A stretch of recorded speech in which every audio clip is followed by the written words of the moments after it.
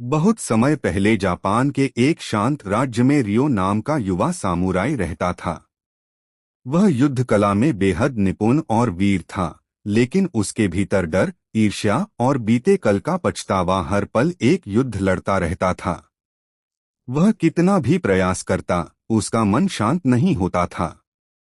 तंग आकर उसने पहाड़ों की चोटी पर रहने वाले ज्ञानी भिक्षु मास्टर ताकाशी के पास जाने का फैसला किया। जब रियो आश्रम पहुंचा, उसने मास्टर से अपनी आंतरिक अशांति से मुक्ति का मार्ग पूछा। मास्टर ने मुस्कुराते हुए कहा, रियो, तुम इसलिए परेशान नहीं हो कि दुनिया कठिन है, बल्कि इसलिए हो क्योंकि तुम्हारे गले में 3 अदृश्य जंजीरें बंधी हैं।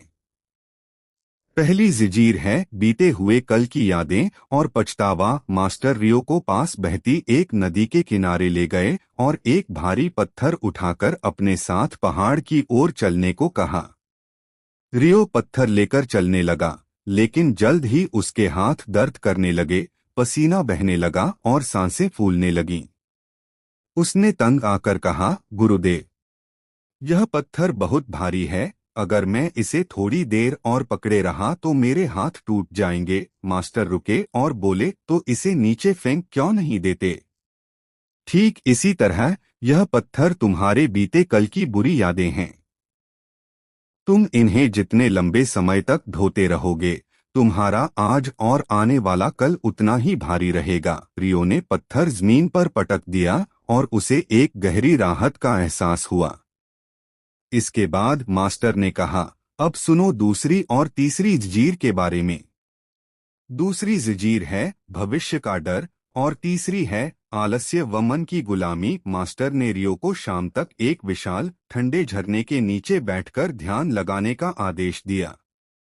शुरुआत में ठंडे पानी की तेज धार और मन के डरावने विचारों ने उसे भागने पर मजबूर किया, लेकिन रियो ने इस बार भागने के बजाय केवल अपनी सांसों पर ध्यान केंद्रित किया।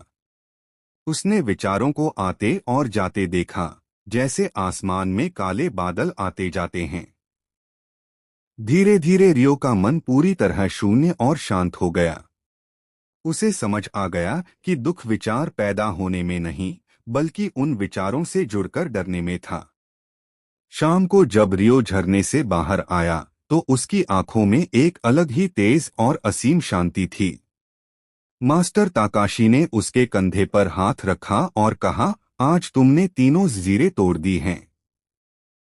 बीते कल को भूल जाओ, भविष्य से डर छोड़ दो और वर्तमान में अपने मन के स्वामी बनो। रियो मुस्कुराया और एक सच्चे शांत योद्धा की भांति पहाड़ से नीचे की ओर चल पड़ा।